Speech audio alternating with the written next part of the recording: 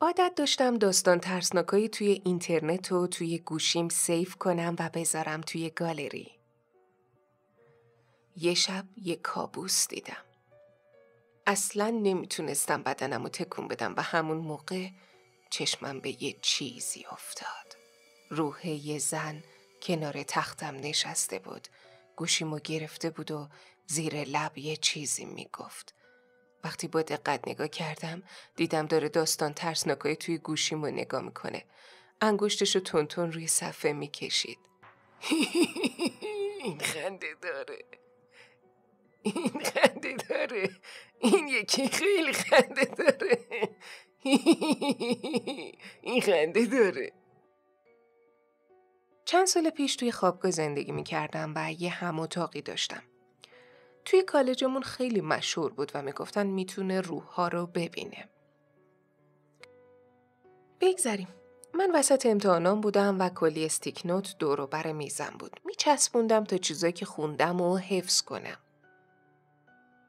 یه روز هم اتاقیم به میزم نگاه کرد و یه دفعه گفت همین الان همه استیک نوتاتو بردار. با تعجب پرسیدم چرا آخه؟ جواب داد چند روز پیش صبح از خواب بیدار شدم و دیدم یه زن روبروی میزت نشسته و داشت همه استیک نوتایی که نوشتی و میخوند. از این دارکتر نمیشد. بعد از اون دیگه چیزی دور میزم نمیچسبوندم.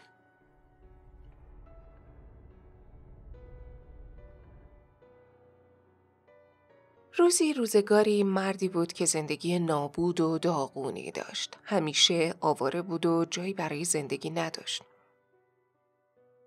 یه شب دنیا به روش خندید و تونست توی یه خونه بمونه.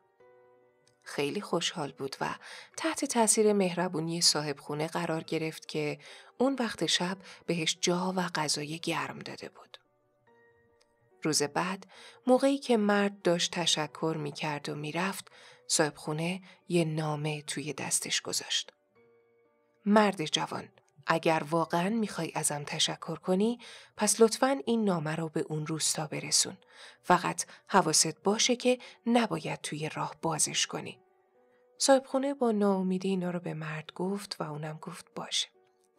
مرد به سمت روستایی که صاحب خونه گفته بود به راه افتاد. اما وسطای راه کنجکاو شد و دلش میخواست بدونه توی نامه چی نوشته شده و بالاخره بازش کرد و خوندش. نوشته بود این آخرین غذایی هست که میفرستی.